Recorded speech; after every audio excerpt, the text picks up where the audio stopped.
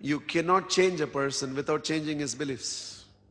You can give lectures, you can give speeches, you can give references, you can motivate them, you can shout at them, you can scream at them, you can reprimand them, you can give them incentives, you can give them awards, but you cannot change a person without changing his beliefs. He doesn't believe in punctuality. You can say program will start on time. He'll say, everybody says, but it won't start. No, you can't change him without changing his beliefs. And one day when you stood outside, your belief changed. No, there is one place where program starts on time. You're inside. You cannot change a person without changing his beliefs.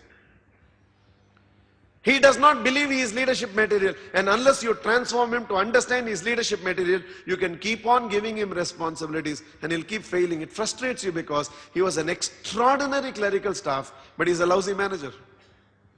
Because he thinks he's a great worker, but he doesn't think he can be a great leader. And he can be a great leader if you can somehow bring about a shift in the quality of the beliefs with which he looks at himself. He was a great salesman. Because he was a great salesman, you promoted him as a sales manager, and he is a lousy sales manager. In fact, after he became sales manager, few more good salespeople resigned and went. And he caused the resignation because somehow he still sees himself only as a salesperson.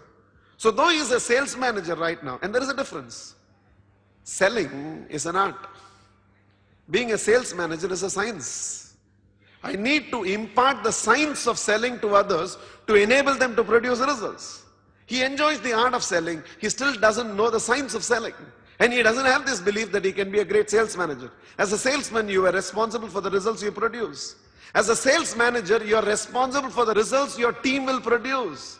But because he is an inherent salesman, anywhere he says, I will come with you, I will go on a joint call, I will take the call. And he'll make the salesman passive and he will take every call.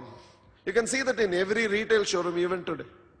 The moment an important customer comes, the main guy in the business will step forward and say, I will take care of this customer.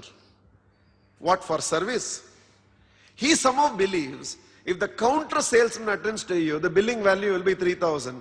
But if he attends to you, the billing value can be 7,000. He believes he can present the products and material much better to you than the counter salesman. So he steps forward. 25 years later in the business, he is still a counter salesman.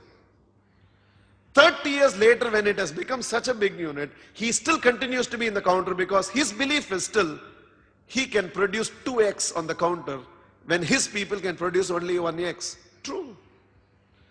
But what you don't realize is you can be 10 times better than anybody in your organization, but you can't do the work of 10 people.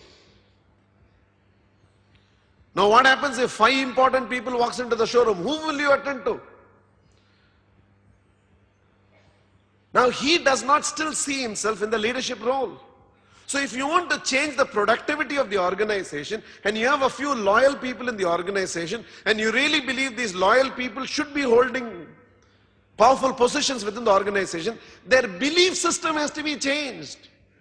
And the first shift in leadership is he has to be made to understand your success is no more by the results you produce, but your success depends on the results you get other people to produce.